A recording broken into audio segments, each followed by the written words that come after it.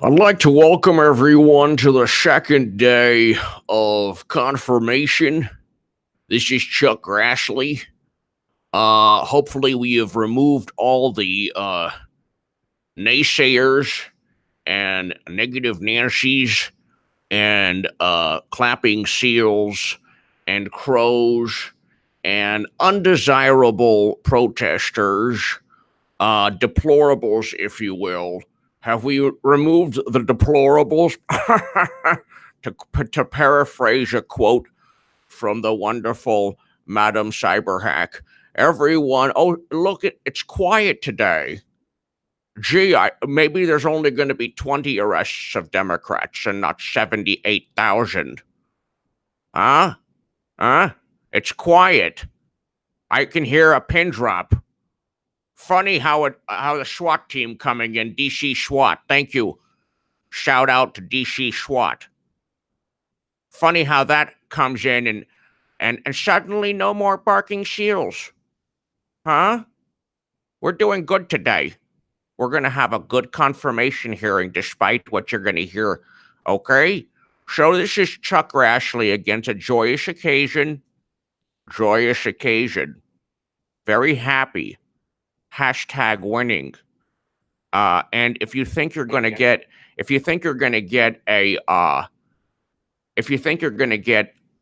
a Kavanaugh to go ahead and subpoena, well, you got another thing coming. You got another thing coming. Darn it, you got another. Okay, I'm going to go now. Have a great day. Ladies and gentlemen, so Brett Kavanaugh, as the next Supreme Court justice, will give a 5-4 advantage to conservatives. And I think that Democrats did this to themselves, of course, because they went ahead and in 2013, despite the objections of Mitch McConnell, they made it so it's a simple majority. They couldn't filibuster a vote with 60 and a filibuster with 60 votes. So now it's only 51 votes. And they did this to themselves, called the nuclear option. They did this to themselves. They were petulant. They thought they could go ahead and grab as much power as they could. They said, well, look at demographics. Obviously, more minorities means more Democrats. Look at the demographics. They didn't realize that minorities are actually now moving towards the conservative side of things for a lot of reasons.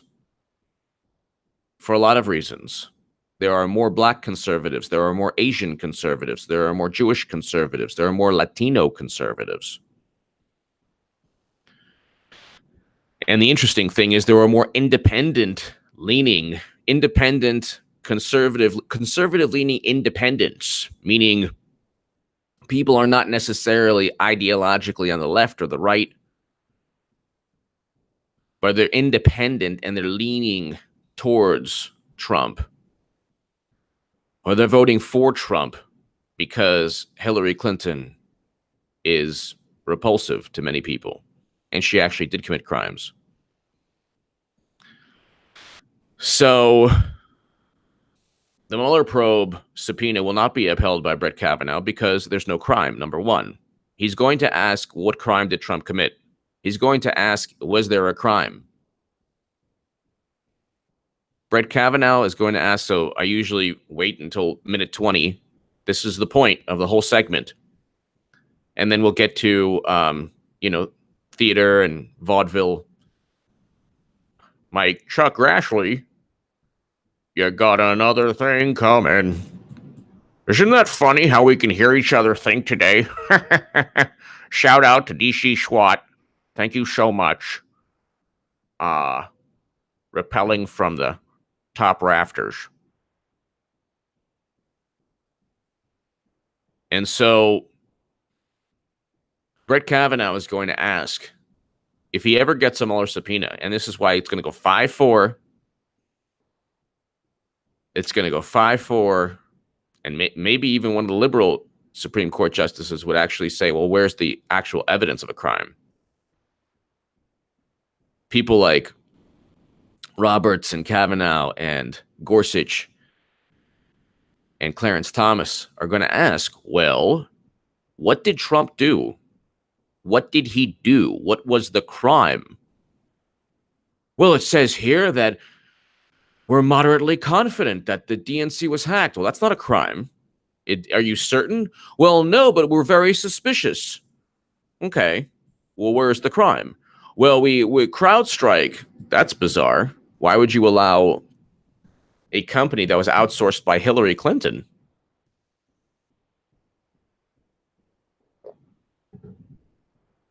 Where's the crime?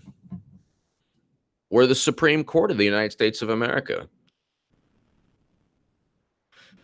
We judge and we weigh in and we form opinions and decisions on whether something is unconstitutional. But in this case, this is allegedly a criminal investigation. Where's the crime? What did he do? Did he hack the DNC? Well, no, he didn't. Well, okay. Did he work with anyone that hacked the DNC? Well, we don't know yet. Well, get back to us when you do. Here's your subpoena back. Well, look at all of these. Guilty pleas have nothing to do. Manafort, Gates, Flynn should be free. That was a setup by Peter Strzok. Manafort, Gates, Flynn, who should be free. He's an honorable man. Well, what about Michael Cohen? What about Stormy? No, that's not even a campaign finance violation. What about the Trump Foundation? That's nothing compared to the the Clinton Foundation, Bill and Hillary Clinton. So, I mean, where is the crime? Well, we have a lot of it's a subpoena, yeah, we get that. Where's the crime? What did he do? Brett Kavanaugh is going to ask what he did. Now, we're going to listen to C-SPAN. And you're going to hear Dianne Feinstein. And you're going to hear him. You're going to hear him ask. You're going to hear her ask.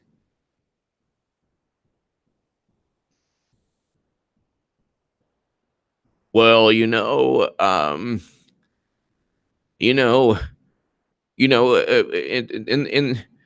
the Clinton days, when the Lewinsky scandal, you wrote something about, well, are you going to allow us to impeach him or not? Because this is what it's all about. They want him to go ahead and they want a justice is going to say, oh yeah, well we can, and that too is going to backfire because Democrats are far more corrupt and they actually do engage in actual specific crimes like transferring top secret intelligence from SIPRNet, JWICs, and SCIFs and classified intelligence from SIPRNet, JWICs, and SCIFs onto a server in someone's basement. Hillary Clinton did. And if you made Brian Pagliano flip and sing, if you went ahead and had a special counsel and Brian Pagliano, Cheryl Mills, and Uma Abedin would flip and sing, and Hillary could actually see jail time. She would definitely be indicted. But let's just go ahead really quickly. So before we start, Supreme Court nominee Brett Kavanaugh stresses independence, won't discuss White House subpoenas. Chicago Tribune. No one is above the law, he stated, but Hillary Clinton was above the law. That's the funny thing. She did commit crimes, specific crimes, deliberately, and James Comey said, well, it wasn't intentional, even though it was obviously intentional. And there was evidence of crimes. And then the Washington Post, Kavanaugh stumbled over 2 critical tripwires. No, he didn't. No, he didn't.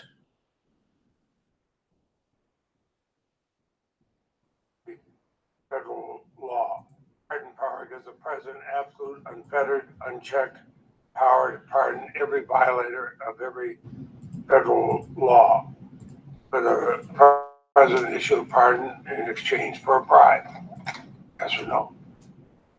Senator, I think that... Could the president issue a pardon in exchange for a bribe?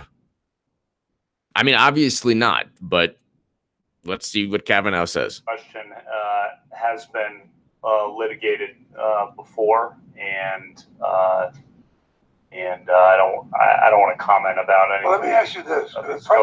This is Senator Leahy, the old warhorse of the Democratic Party, one of the old warhorses.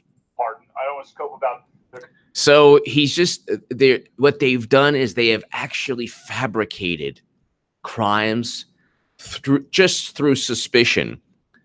They are so corrupt with Hillary Clinton and what they did, because Clinton actually did take in money through her foundation and give preferential treatment while she was Secretary of State. Weapons deals, uranium, that actually did happen. But they're like, well, you can't prove anything. And then she went ahead and deleted 3,000 emails. Well, of course, there's no smoking gun emails because she deleted all of them. And they all had to do with the Clinton Foundation. It's obvious. But with the public record alone, Rudy Giuliani stated, with the public record alone, there's RICO laws that she's violated. But forget about that. The Espionage Act, U.S. Code 793F, she deliberately transferred top secret and special access program intelligence outside the United States government. That's a crime, even if it was an accident, even if she didn't intentionally do it. It's U.S. Code 793F. That is a crime under the Espionage Act. She was so corrupt. And that's just one of the scandals. I mean, you want to talk about campaign finance. She would never have purchased a Steele dossier were it not for the campaign. That is a specific violation. Trump would have gone ahead and paid people not to say anything about affairs, of course, because he has a family and whatever, kids and all that stuff. You have to prove that a campaign finance payment violation had to do directly with the campaign. That's the whole thing. To my super chat, by the way, thank you so very much. You give me every incentive to rock these live streams.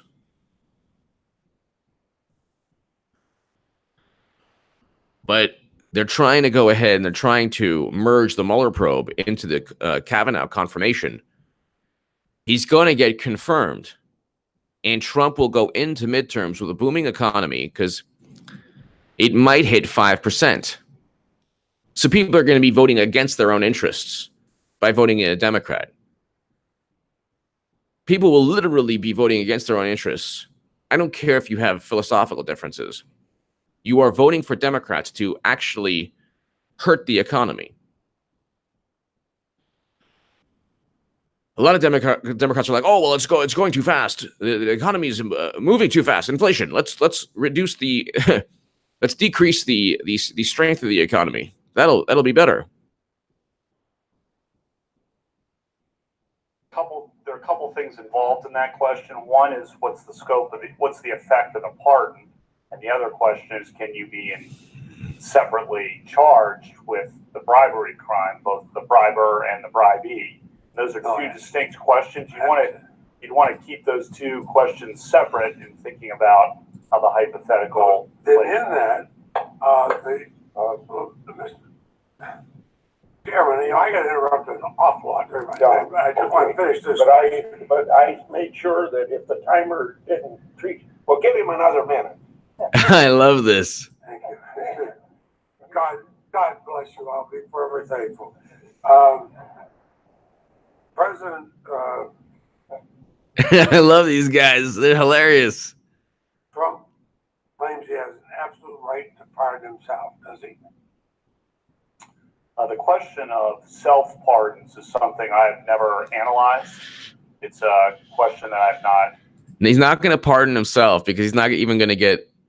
President Trump is obviously there's hyperbole there. He can't. No one can pardon themselves because if they've committed a crime, they've committed a crime as president.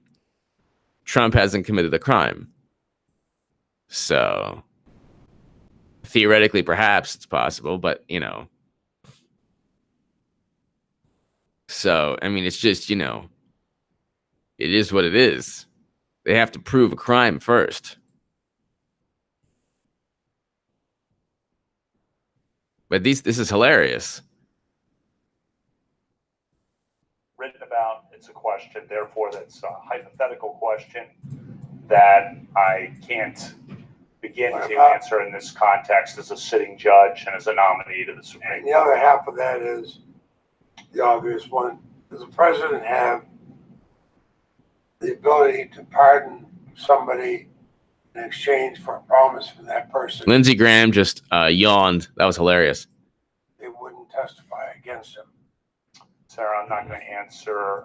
Somebody in exchange for a promise from that person, they wouldn't testify against him. So Senator Leahy is like, he's like, like, for example, let's say,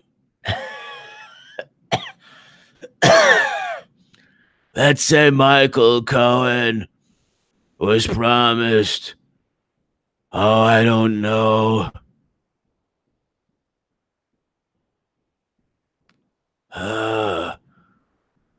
let's say Michael Cohen was promised a pardon.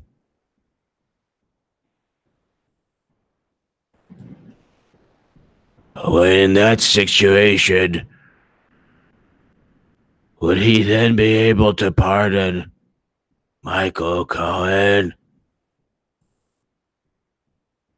Context. I was told I had to find some way to fit Stormy into these hearings. As a sitting judge and as a nominee to the Supreme Court. And the other half of that is the obvious one. Does the president have the ability to pardon somebody in exchange for a promise from that person? They wouldn't testify against him. Sarah, I'm not going to answer hypothetical questions of that sort. And then there's a good. In Stormy Days, Volume 69, there was a scene where someone was pardoned in exchange for a favor. In your illustrious judicial career, can you say yay or nay on whether Trump can pardon for a favor? And if it's nay, I think we have to adjourn and pick a different Supreme Court justice, everybody. What do you say, Chuck Grassley? Huh? I say, why don't you stick it where the sun don't shine? Okay, I've given you about 50 minutes. You've stated, I gave you 60 minutes, an hour, and you barely got through 10 words. I mean, honestly, take a Red Bull. Something. There are meth heads all around D.C. Borrow some meth. Do something. It's like watching the Titanic sink, Leahy. Learn to speak faster. Good reason for it. When judges don't, when we decide, we get briefs and arguments of the parties. We have a record. We have an appendix with all the information. We have amicus briefs, and then I never decide anything alone. I'm in a panel of 3, and if I'm confirmed to the Supreme Court, I'd be on a team of 9. Thank you, Mr. Chairman. I hope for the country that remains a hypothetical question. I was just here to tell you, just letting you know that for the sake of the country, you don't even have any clue what we're gonna do to Trumpy. He's gonna have to prove himself to the Supreme Court. Let's just hope that Stormy doesn't have something hidden where we can't see. Huh? Conservative to the core. Thank you. Thank you, conservative to the core. Thank you so very much.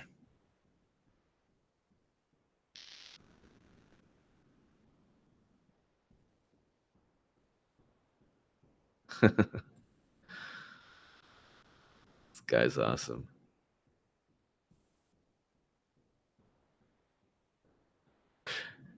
Jay Goodman is part of active measures from Russia. His presence in RT shows everything you need to know about American. Guess what? I've been on RT with Democratic strategists. What were their presence on RT? The funny thing is, when I go on RT, there are Democrats also. So check out my RT segments.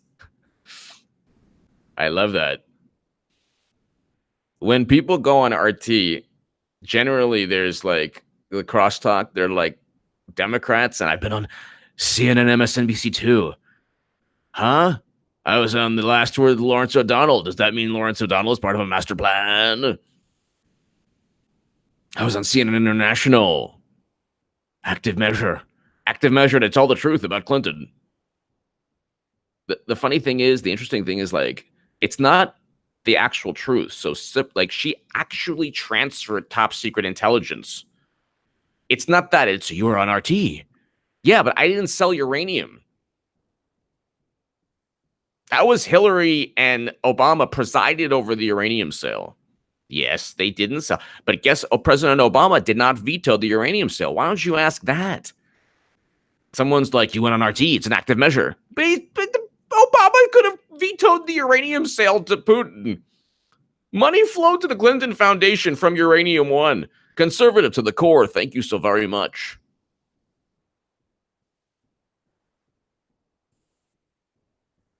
It's like I didn't go ahead and, preside over a uranium sale. I went on RT because it's just a great channel and I have a great rapport with the producer and I love Peter Lavelle. But I didn't go ahead and accept money from Uranium One, millions of dollars. That was Hillary Clinton. William D. Campbell said the Russians were bragging about their influence. So it's like the most vapid, you drank Russian standard vodka. You're part of the FSB, aren't you? No. It makes no sense. Like the biggest, most egregious, RT is a great network. So what if it's Russian? You sell 20% of U.S. uranium capacity to build nuclear weapons. Yellow cake uranium shipped out of the country. And I'm the bad guy for going on RT. Robert Mueller literally was the not only the FBI director, there was a bribery and racketeering scandal of a guy who went ahead and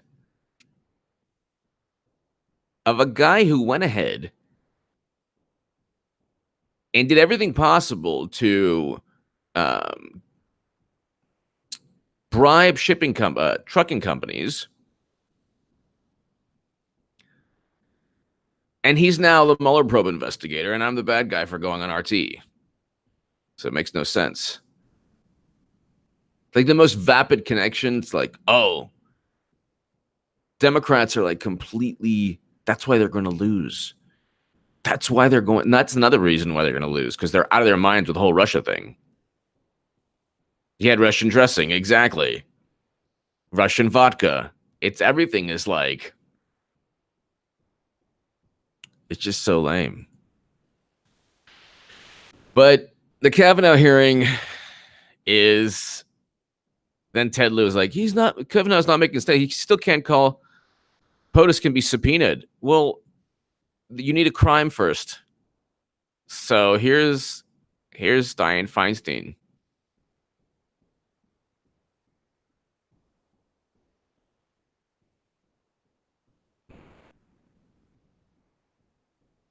Council team, which conducted a sweep. And here's another thing also really quickly. Everything that could possibly be against the Democratic Party is viewed as Russian. Well, what if it's true? What if it is true that Hillary Clinton called black youth super predators? It is true that Hillary Clinton said she survived Bosnian sniper fire. It is true that Hillary Clinton presided over money flowing to the Clinton Foundation from Uranium One, which was then owned by the Russian government? What if it's true that Bill Clinton met Vladimir Putin?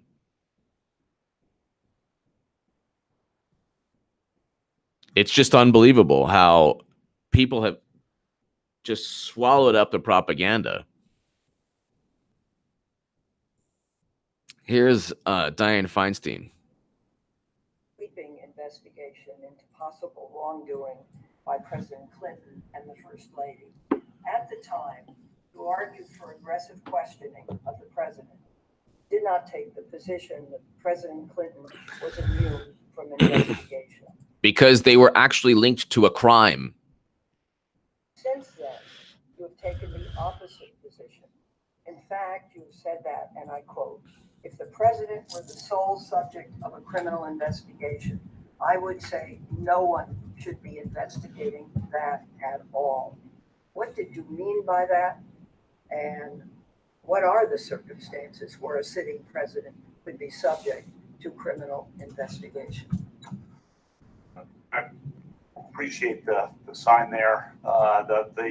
So the last sign I should have mentioned while it was up, the Second Amendment sign actually had a brackets around part of my quote, and I'm not sure if it was the exact quote, but this one, I'll never taken a position on the Constitution on that question. I've only put out proposals for you all to study, to think about the balance of a president fighting a war, leading a war, and a president subject to, say, ordinary civil lawsuits, as in the Clinton versus Let me ask you, you're becoming very good. You're learning to filibuster. But let me ask this question precisely. The Supreme Court has unanimously ruled that a president can be required to turn over information. Yeah, president can be required to turn over information, but at the same time, information regarding what crime did he commit? What crime did he commit?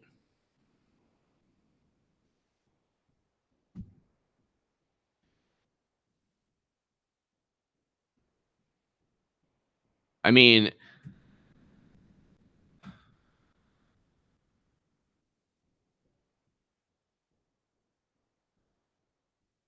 there's no crime. There's no crime that he committed. He's not even part of any. There's no link to there's no link between Trump and Russia. There's no link at all. So, I mean, you have to at least go ahead and show some kind of legal connection to a crime. Trump has none. It's always, well, other people have been indicted and they're going to prison. Well, what does that do with Trump? It upheld the subpoena for the tapes of Oval Office conversations that revealed President Nixon's efforts to cover up the Watergate break-in. This, as you know, was U.S. v. Nixon. You have said that the Nixon case might have been wrongly decided. Also started off with Whitewater. Just a really quick, they're like, well, you asked aggressive questions of Clinton during Whitewater. Okay. And that led to Lewinsky. Here's the Whitewater controversy. This is Wikipedia. The Whitewater controversy, Whitewater scandal, or simply Whitewater, was an American political controversy in the 90s. It began with an investigation into the real estate investments of Bill and Hillary Clinton. Okay, they actually invested in real estate. Okay, Trump didn't invest in the Fuzzy Bear network that allegedly hacked the DNC. Bill and Hillary Bill actually got the you-know-what in the White House. Bill and Hillary invested in real estate investments known as Whitewater Development Corporation. It began with investigation into the real estate investments of Bill and Hillary Clinton and their associates, Jim McDougal and Susan McDougal, in the Whitewater Development Corporation. They actually invested money into it. It was an endeavor that they took part in. So let's say Clinton, well, they were exonerated, fine, but they still had a link to it. The failed business venture was incorporated in 1979 with the purpose of developing vacation properties on land along the White River near Flippin, Arkansas. A March 1992 New York Times article published during the 1992 U.S. presidential campaign reported that the Clintons, then governor and first lady of Arkansas, had invested and lost money in the Whitewater Development Corporation. They had invested and lost money in the Whitewater Development Corporation. They actually had something to do with the scandal. They were actually investing in a corporation that was part of the entire scandal. Conservative to the core, thank you again. So this is very different from the NSA is moderately confident that the DNC was hacked and, oh, we're going to try to link Trump somehow. Lewis looked for all right, so let's see.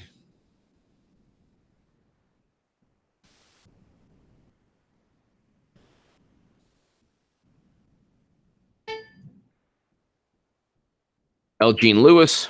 The article stimulated the interest of L. Jean Lewis, a Resolution Trust Corporation investigator who looked into the failure of Madison Guarantee Savings and Loan, also owned by Jim and Susan McDougal.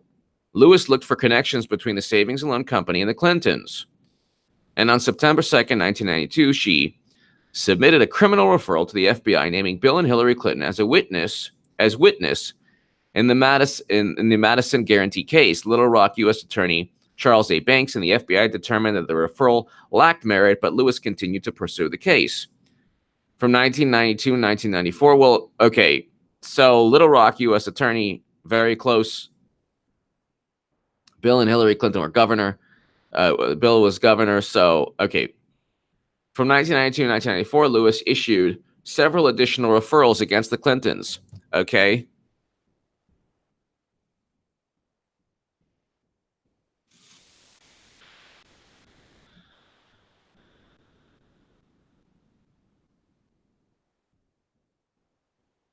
David Hale, the key witness against President Clinton in Starr's Whitewater investigation, alleged in November 1992 that Clinton, while governor of Arkansas, pressured him to provide an alleged $300,000 loan to Susan McDougal, the partner. So you have somebody who actually stated that during an investigation of an actual endeavor or possible crime or scandal that the Clintons were actually involved in, not, oh, Trump told me to pay Stormy because that's a campaign finance violation. No, completely different.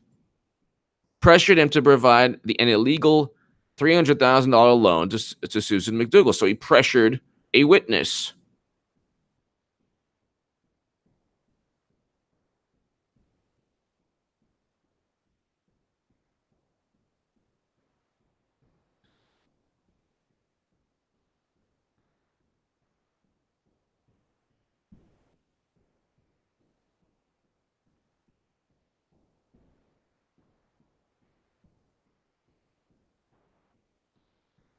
So you have a controversy that directly is linked to something the Clintons did while they were in one of many controversies and scandals, one of many that they were able to get away with. And eventually Clinton will be charged with the crime because she's committed too many. Okay. She's committed too many. And Trump pretty much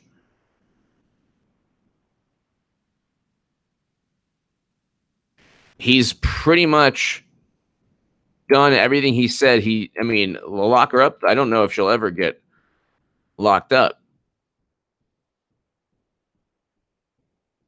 But she's going to get charged with the crime. But it's like, that's the thing. Like, that they always try to literally anything that that Trump has been accused of, everything that Trump has been accused of, Clinton has done much worse. And they're like far more passionate about getting Trump.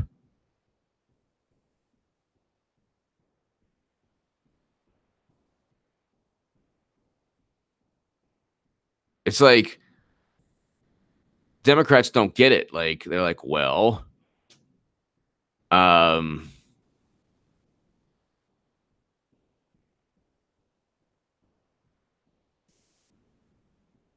like, well, it's just the same. No, it's not just the same. No, it's not just the same.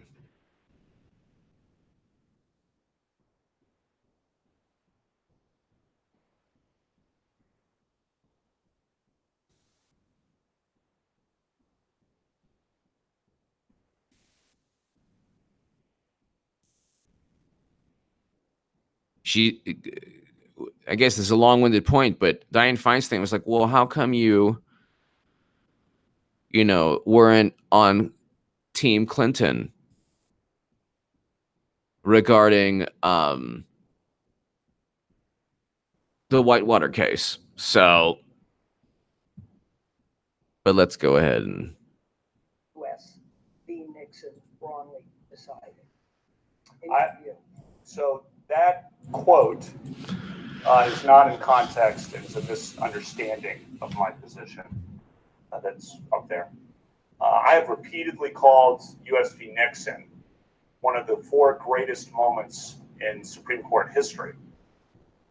So I've called that, the 4 I've always identified are Marbury versus Madison, Youngstown Steel, Brown versus Board of Education, and United States versus Richard Nixon. And why have I, Brown versus Board, by the way, the single greatest Was moment. it rightly decided? So I have said that. I've said yes, that the court's holding that a criminal trial subpoena to a president in the context of the special counsel regulations in that case for information, a criminal trial subpoena for information under the specific regulations in that case. I have said that holding is one of the 4 greatest moments in Supreme Court history. So not only I can. So they're trying to say like, oh, well, you know what? You didn't, what? You're siding with the president? He's like, no. No, that's not true at all. Explain how that misunderstanding came up, because I know there was a news story about that, and that's just not a correct impression of my views. My views have been consistently. Why was it one of the greatest moments? It was one of the greatest moments because of the political pressures of the time. The court stood up for judicial independence in a moment of national crisis. That's when you need the Supreme Court. We need the Supreme Court to decide the things we can foresee. But one of the things that's really important for the Supreme Court, we're going to have crisis moments at the Supreme Court on things we can't even predict. And we need people on the Supreme Court who are prepared for that. And U.S. v. Nixon. My time's going to run out very quickly. Let me just ask you this. He's doing extremely well, and she knows she can't get him, so she's like, oh, my time's running out.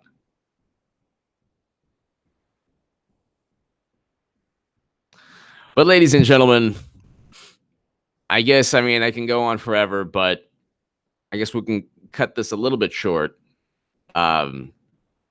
People didn't get the notification, but basically, he's not going to go ahead and uphold a subpoena. Number 1, there's no crime. Number 2, he's going to ask for evidence of a crime. They're not going to be able to provide evidence of a crime. Number 3, if there was an actual crime, Kavanaugh would very likely cave to the pressure, accept the evidence of a crime. So it's not like he's going to simply do everything possible to protect the president. He's going to go ahead and ask if there's the existence of a crime. And the Washington Post can't stand that. The Washington Post here is like, Kavanaugh stumbled too critical. Okay, triple R's. So you can't give me an answer on whether a president has to respond to a subpoena from a court of law. My understanding is that you're asking me to give my view on a potential hypothetical, which is something that each of the 8 justices currently sitting in the Supreme Court, when they were asked in my seat, declined to decide potential hypothetical cases. And that's a pretty clear answer. Because the president, That is a clear-cut answer. Hypothetical questions. half of that is the obvious one. Does the president have the ability to pardon somebody Oh, that was, so hold on. So for a bribe? Power to pardon every violator. he continually says, look, I'm not going to go ahead. I'm not going to go ahead and answer hypothetical, because you can't just say, well, would you subpoena a president based on a purely political witch hunt without any evidence of an actual crime? This is like the polling questions that people get. It's like, no, you're not going to go ahead and deceive people based on nonsense. So you can't give me an answer on whether a president has to respond to a subpoena. No, I'm not going to go ahead and answer a hypothetical. That's the right answer, by the way. Ladies and gentlemen, thank you so very much. A little bit dry. We'll cut it short a little bit earlier, but he's just going to sidestep the question because he knows there's zero evidence of a crime regarding what Trump is going through. There's a mountain of evidence regarding numerous crimes with Hillary Clinton. It's just unbelievable, the amount of the double standard. She commits crimes, gets away with it, no problem. Democrats think they've swept it under the rug. He didn't commit crimes, yet everyone in the Brandon Clapper, Comey, all of them, Strzok, they all hate him. They fabricate Trump Russia. They make everyone try to flip and sing, hurt everyone around him, destroy their lives, and still nothing. And then they're like, oh, we're going to impeach him on this. Give me your thoughts. Thank you so very much. Hit subscribe right now. I'll be back very soon, actually. So, like within an hour or so. Thank you so much, everybody, to my super chat. Thank you. God bless. And I'll see you very soon. Check your notifications.